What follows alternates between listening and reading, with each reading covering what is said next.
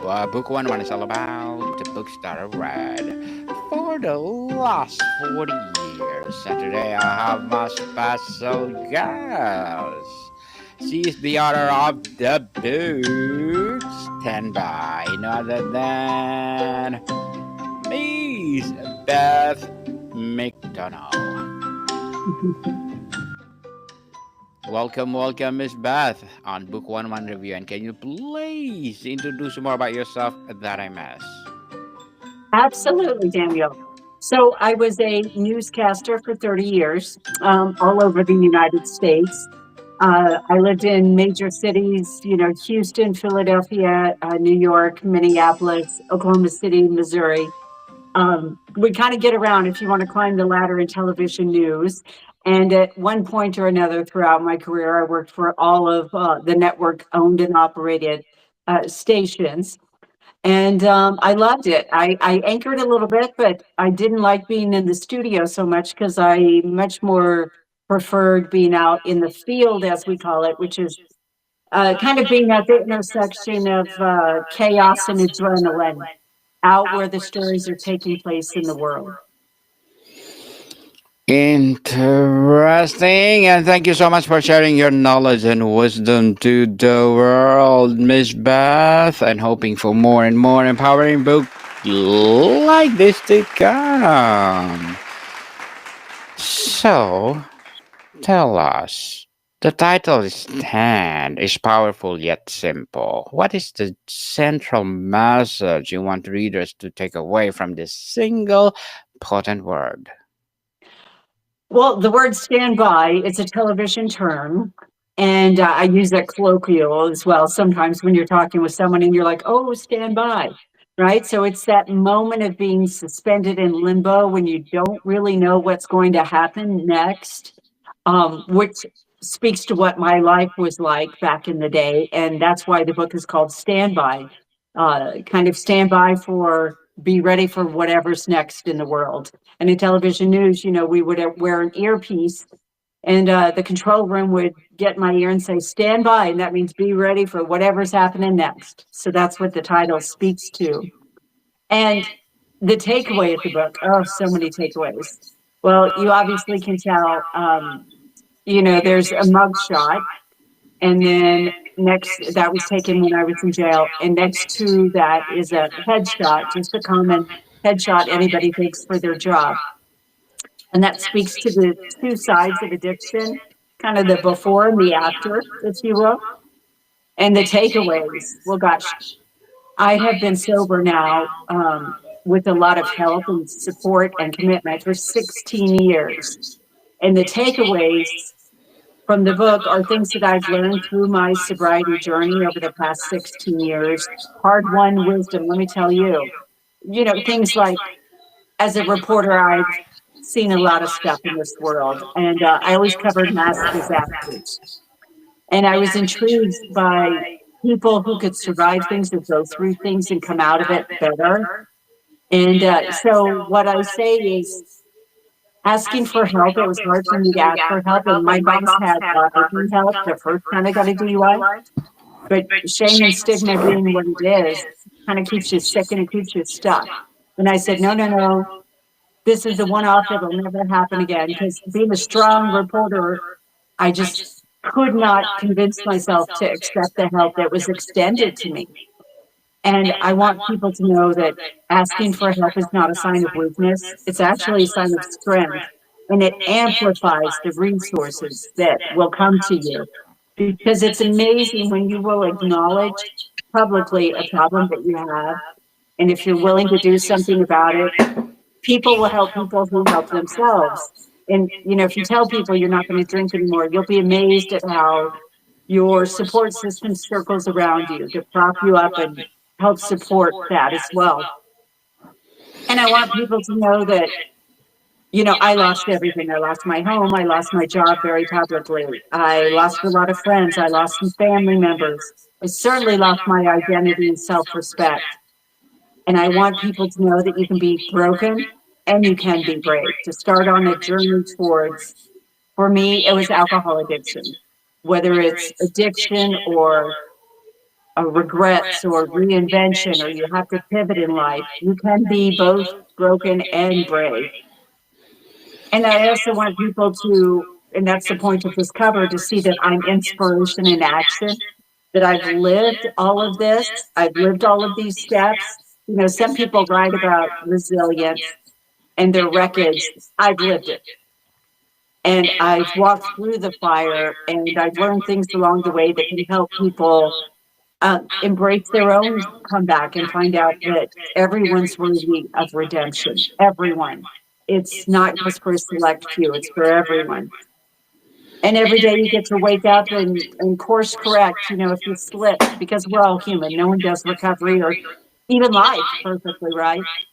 And here we are, it's October, and October is known as Sober October, right? So I also want to encourage people. I hid behind shame. And so my alcoholism raged for a while. And I am publicly now coming clean. I'm not hiding behind shame and stigma anymore. And I hope that also gives other people who are watching this or listening the strength that they need to also stop hiding. Interesting, Miss Beth. And what was the defining personal moment or inspiration that compelled you to write a book on this topic now? Great question now. Well, you know, if you knew me back in the day, so 2007, 2008, you knew the mug shots and you knew the headlines, but you didn't know the human. And this is an effort of me to humanize my experience for other people as well. You know, and it's a memoir.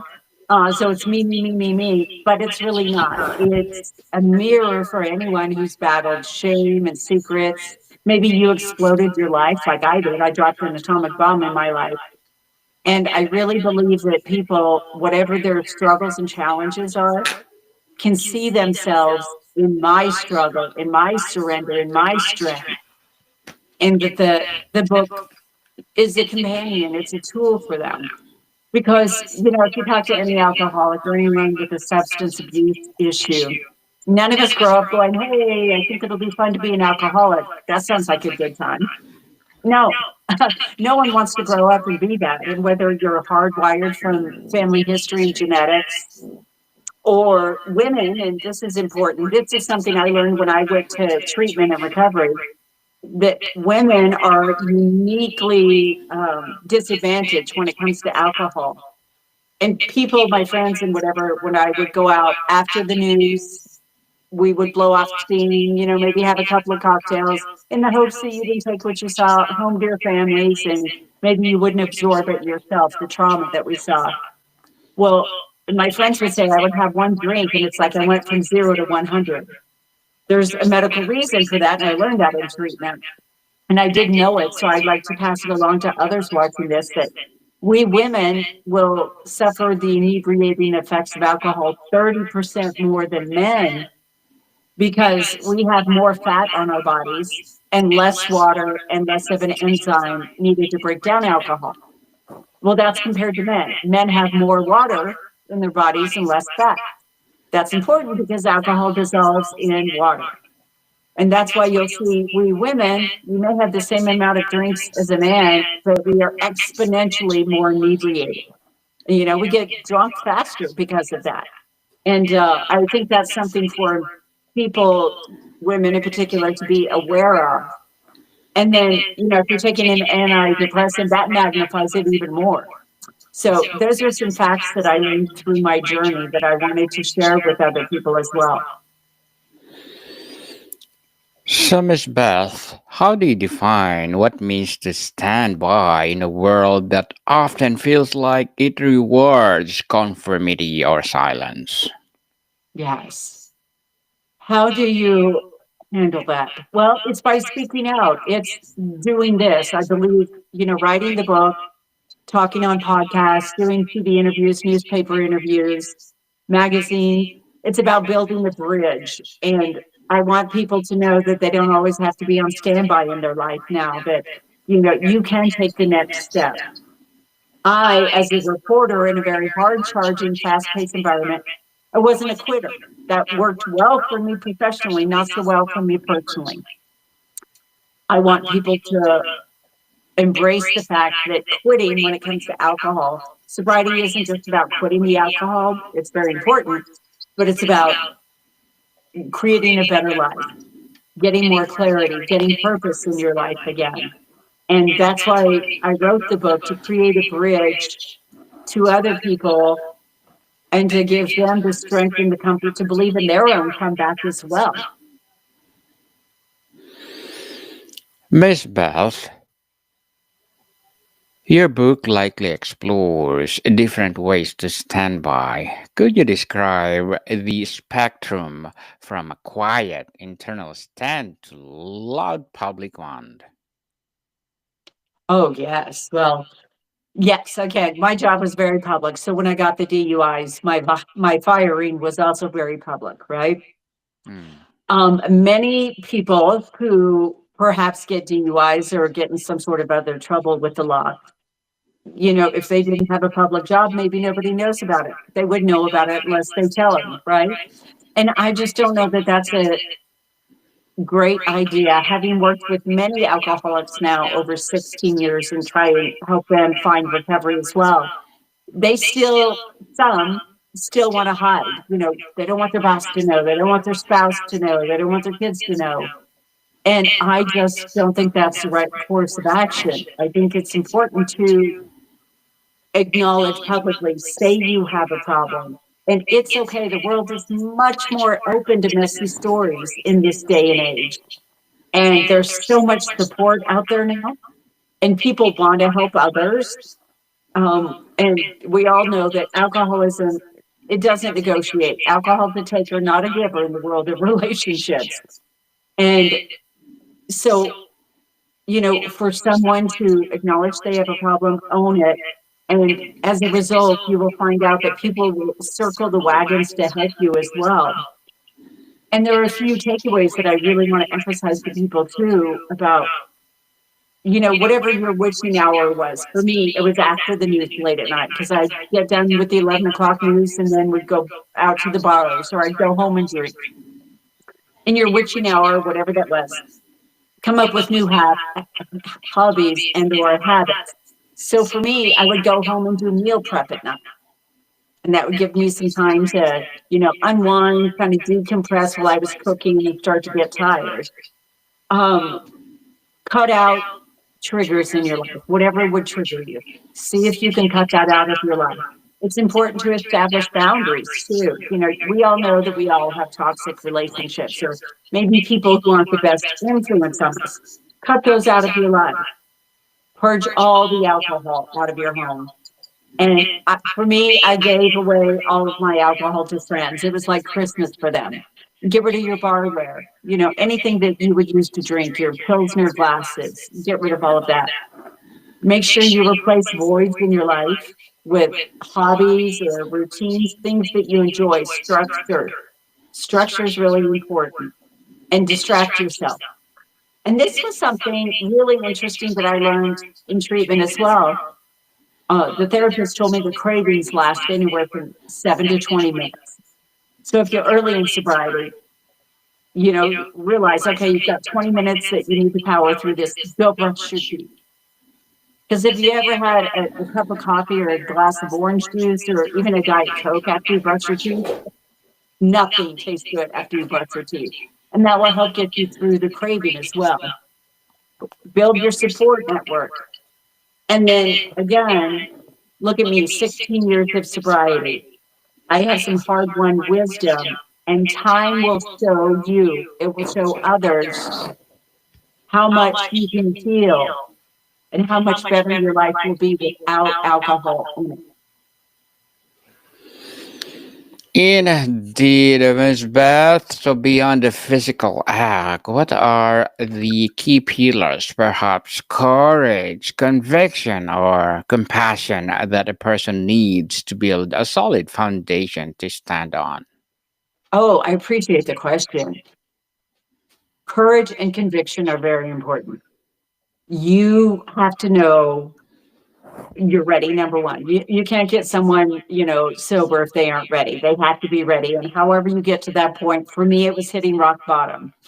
Not everybody has to lose their home and file bankruptcy. I did, because I was sued, and my punishments were exponentially worse because I had two DUIs in 2 years.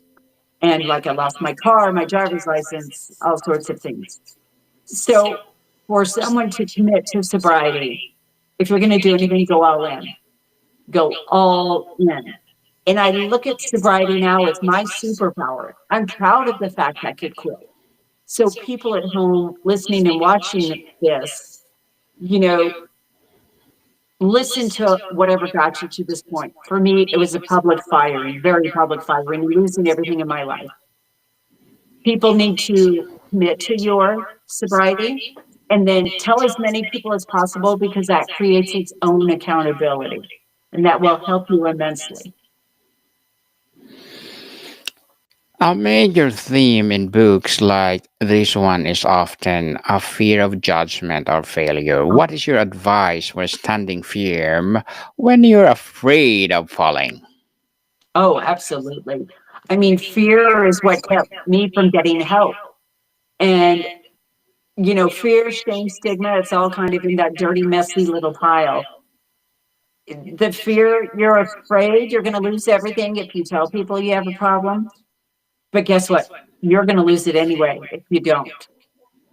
And again, my boss offered me help the first time I got a DUI, and I said, no, no, no, it's a one-off. And I white knuckled it. And I thought, I'm a smart person, and many people are very smart in this disease. It's an equal opportunity disease.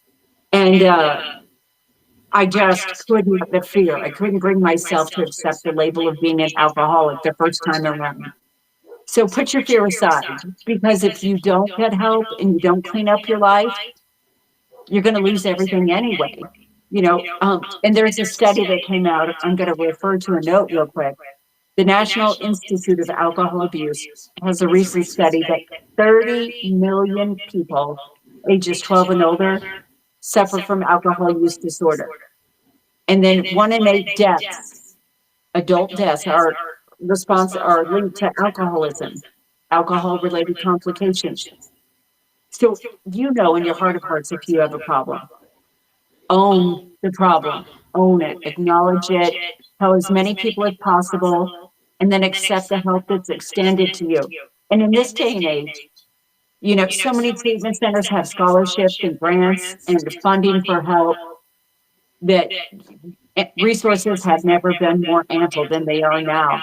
And, I'd like to point out, we have months that are dedicated to not drinking. Sober October, dry January, November. Now is a great time heading into the holiday season, and we kind of call it the season of recovery. Capitalize on it. Miss Beth, as an author, what are your short term and long term goals? Short-term goals: to get this message out to as many people as possible, that you can totally blow up your life in spectacular fashion and still turn things around. And in my book, I take people right in from chapter 1. They wake up in jail with me. I'm wearing the orange jumpsuit. I still have handcuffs on. My mugshot popped up on the TV in the drunk tank. So I show people all of the messy, ugly sides of that to show how far I fell. And this is what reinvention can look like, with perseverance and persistence. So I want to get this message out to as many people as possible. This is the first of two. I have a sequel coming out in 2026. Stand by is about the fall. I show everybody what a fall looks like, and why you don't want to go through it, because it's rough. The second book that will be coming out is called Still Standing, and it's about the rise. It explains the comeback and everything that I did to come back.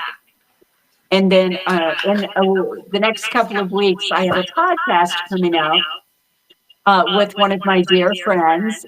And we talk about, the title of it is called What Could Possibly Go Wrong? Because so much can in life. What you think you make a mistake and it actually turns out to be a blessing in disguise, or you think you're doing the right thing and it turns out to be the wrong direction and you have to pivot. So, what could possibly go wrong? That podcast is coming out in the next couple weeks. The first episode is based on the book Stand By, and we go into great detail about that. And I invite people to tune in the near future for that as well. Good luck to your goals, Miss Beth, and looking forward for the podcast as well as your upcoming books. So, what will be your piece of advice for those people out there who want to be like you? Who want to be like me? Well, Yes. number one, you know, I'm not embarrassed and humiliated anymore. For a long time, the shame and the stigma held me back from speaking out like it does other people. And I'm just, bulldozing right over that now. So, number one, just acknowledge your problem and realize that the truth will find you when you are ready. And for me, I had to live the ending before I could go back and tell the beginning to kind of bring people along through the story. And a parting thought that I share, and it's a motto that I live by now: you grow from what you go through. Well, good luck, and thank you for that advice, Miss Beth. And can you please recommend a book or books that influence your journey? Absolutely. So, which one you can recommend, Miss Beth? I'm sorry, say that one more time. Can you please recommend a book or books that influence your journey? Oh, yes, a book on my influential journey. Yes. There is a new book out called Recovery, the Tool Belt. I think that's also a very good book. And I am really into memoirs. So I read a lot of memoirs um, on recovery, on self improvement. And to that end, something that's kind of interesting is honestly, I just finished Cher's book. Cher has a memoir out, and it's two parters as well. And something that was interesting in it, she comes from a family of alcoholics and drug addicts. And because of that, she's never had a drink in her life. And, she's done pretty well for herself. So that's a good example to follow as well. Thank you for that recommended books, Miss Beth. And before we wrap up our discussion for today, I'm inviting you to please do listen to my other podcast, people. My other podcast, because my abstract essay is already in fifth season, abstract poetry in second season, and my book 101 review in fifth season too. Comedy 101 in second season, and my food 101 in fifth season as well. Geography 101 in fourth season, and my baby podcast Law 101 and Mental Health 101, Love Letters in third season, and Movie 101 Review, and Music 101 in fourth season, and Science 101 and Sex 101 in its first season. Please listen to them wherever you listen your podcast. So, Miss Beth, finally, after writing this book and exploring this topic in depth, how has your own definition of what means to stand by evolve? Well, I think now I am actually ready for whatever comes next. I'm grounded enough in my sobriety and in my conviction of not drinking, complete abstinence. And so I'm ready for whatever comes next. And, the first half of my career was pretty good. Um, it wasn't perfect, but it was a pretty good life. And I would say post the two DUIs, the second half of my career, when I was able to eventually get back into TV news, was exponentially better than the first half of my career. What's the difference? Well, I'm clear headed. I'm sober. And I just can't sing the praises of sobriety enough because people will be amazed at how much better their lives will be when they live a clean life. Indeed, Miss Beth McDonough. Thank you so much for sharing your wisdom and knowledge to the world. So, can you please invite our listeners to support your podcasts, your books, or whatever projects that you're doing right now? Yes, absolutely. Please support by purchasing Standby. And you could buy it for yourself, buy it maybe for others in your life who need some support. or even buy it and donate some of the books to a recovery center or rehab. I'm encouraging people to do that for the holidays. My author website, www.bethmcmedia.com. And then again, the podcast that's coming out in a couple of weeks, What Could Possibly Go Wrong? Yes, people, let's support Miss Beth McDonough, because if you support her, for sure, more and more empowering books like this to come. And we are looking forward for your podcast, Miss Beth. And thank you so much for your time. Daniel, thank you for your time. It was an honor. Marticon people, see you soon.